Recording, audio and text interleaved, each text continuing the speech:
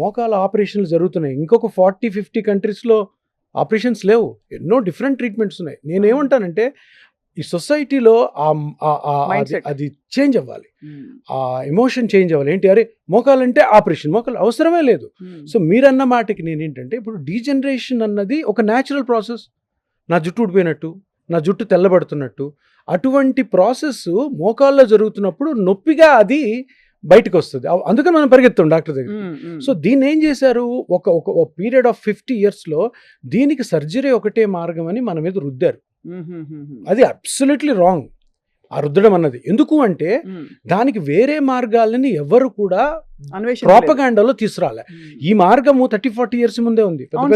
పెద్ద పెద్ద orthopaedic doctors అంటున్నారు ఇవే, ఇది ఇప్పుడు స్టార్ట్ అవ్వలేదు, ఎప్పటి నుంచి, మరి ఎప్పటి నుంచే స్టార్ట్ అయిందా అని ఎందుకు ప్రోపగాండాలోకి తీసుకురాలేదు?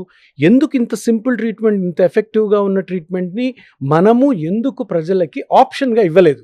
నేను ఇచ్చాను ఆప్షన్. సో ఎందుకని ఇప్పుడు ప్రజలు దాన్ని టేకప్ చేశారు కాబట్టి ప్రజలందరికీ తెలిసింది ఏంటంటే ఆపరేషన్ కాదు, ఇంకొక మార్గం కూడా చాలా ఎఫెక్టివ్ మార్గము ఉంది అన్న విషయం తెలిసింది. సో డీజనరేషన్ ఆపడం కాదు, డీజనరేషన్ని రీజనరేషన్ చేయడమే మన రీజనరేటివ్ థెరపీ.